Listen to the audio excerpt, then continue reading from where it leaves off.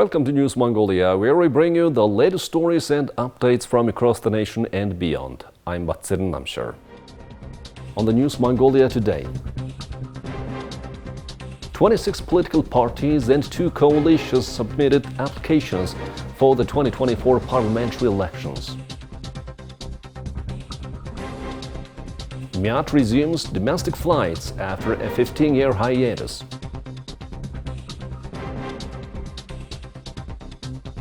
Mongolian Culture Night organized in Stockholm. For the news, stay tuned.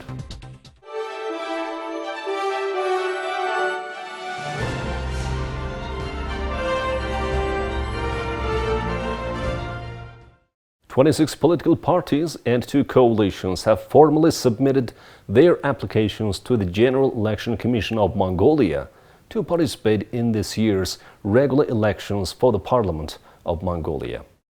The Commission's chairman, secretary, and dedicated working group have started reviewing the applications and their accompanying documents. The General Election Commission has emphasized its commitment to transparency and adherence to legal frameworks, committing to an open and impartial electoral process. They wished all the participants, parties, and coalitions good luck. The leaders of the political parties and coalitions have pledged to uphold the Constitution, the law on elections, and all relevant statutes throughout the electoral process. In this election, we are voting to elect 126 members for the first time. It's a very significant election that will decide whether people win or political factions win. I'm afraid we expect a lot of negative campaigning during this election. We should act responsibly, because we are going to vote for the country's future government. The Democratic Party office has received many complaints related to voter registration. I hope every citizen will fight for a just and impartial election. We should stop voter fraud and harvesting during this election. The General Election Commission established a working group to oversee the meticulous review process for the submitted applicants and documents from each party and coalition. Under Article 28, Section 28(2) of the law on elections, the General Election Commission must decide on the registration of parties and coalitions within 5 days of receiving their documentation. MIAT Mongolian Airlines received its Bombardier CRJ-700 Mazda aircraft and resumed domestic flights after stopping domestic flights in 2009. The company's first domestic flight in 15 years was made to Hovd province on Sunday, April 28th. The Ministry of Road and Transport Development is making 2024 a year of reform and development for roads and transportation. So far, the airline industry has increased the number of aircraft and improved the capacity of domestic airports. As part of Mongolia's long-term development policy Vision 2050, the new revival policy and the Ministry of Road and Transport Development's cheap ticket accessible flights program, flights to 9 provinces resumed in 2023. As a result of liberalization and fair competition initiatives in the air transport sector, the costs of domestic flights have decreased. A one-way ticket to Hovd province used to cost 900,000 MNT, but thanks to liberalization, it now costs 450,000 MNT. The CRJ-700 is suitable for short domestic flights with its 70-seat capacity. The planes previously used for domestic flights had a 50-passenger capacity. The cost of tickets of 5 western provinces is now lower. We plan to transport 90,000 passengers to domestic destinations in 2024. 2 to 5 flights to major province destinations will be operated weekly. During the peak tourist season, we plan to increase the frequency of flights to destinations such as Murung, Bayangulgi, and Hovd. Resuming domestic flights allows people to travel to remote areas quickly and saves time. It's good that domestic flights have resumed. The new plane is quite comfortable and convenient for domestic flights. We usually spend around 20 hours traveling between Ulaanbaatar and Hoofd, but the flight only takes 1.5 hours. The CRJ-700 is a member of the CRJ series of jet airliners produced by Bombardier Incorporated, a Canadian transportation manufacturer. The plane can fly non-stop for 7 hours, and the noise isolation is quite good. The Mozilla aircraft has 70 seats and is designed for regional flights. The plane will fly to Баяулгийн, Ховд, Говь Алтай, Хувьсгал, Дорнод, Өмнө Говь, Завхан, Увс, and Баян-Хонгор provinces. The CRJ-700 has a longer range and lower fuel consumption than similar aircraft flying longer distances without refueling. The cabin is spacious with improved seating and a luggage space. In collaboration with Mongolian associations, language institutions and cultural centers, the Embassy of Mongolia in the Kingdom of Sweden organized Mongolian Culture Night for the third consecutive year.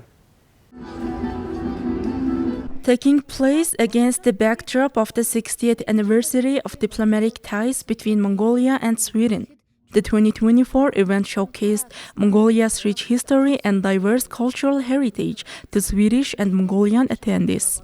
The festivities began with a parade from Noble Museum Square, featuring Mongolian participants wearing traditional attire.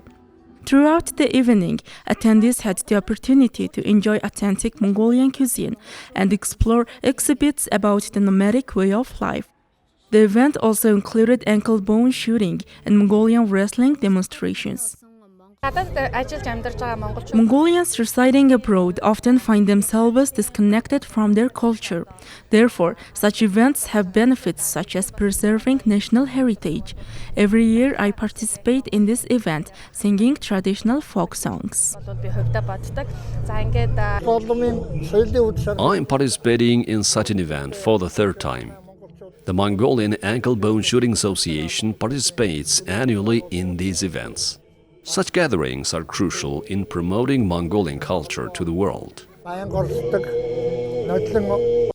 Mongolian Culture Night included performances of traditional Mongolian arts, including the horsehead fiddle, long songs, chants, harp, Mongolian dance, and throat singing. One of the evening's highlight was a Mongolian calligraphy exhibition. Attendees lined up to have their names written in Mongolian script by skilled calligraphers. The event concluded with the Bilge dance performance, marking the end of another successful celebration, promoting and preserving Mongolian heritage on the international stage. Now let's take a look at the currency exchange rates provided by Mongol Bank.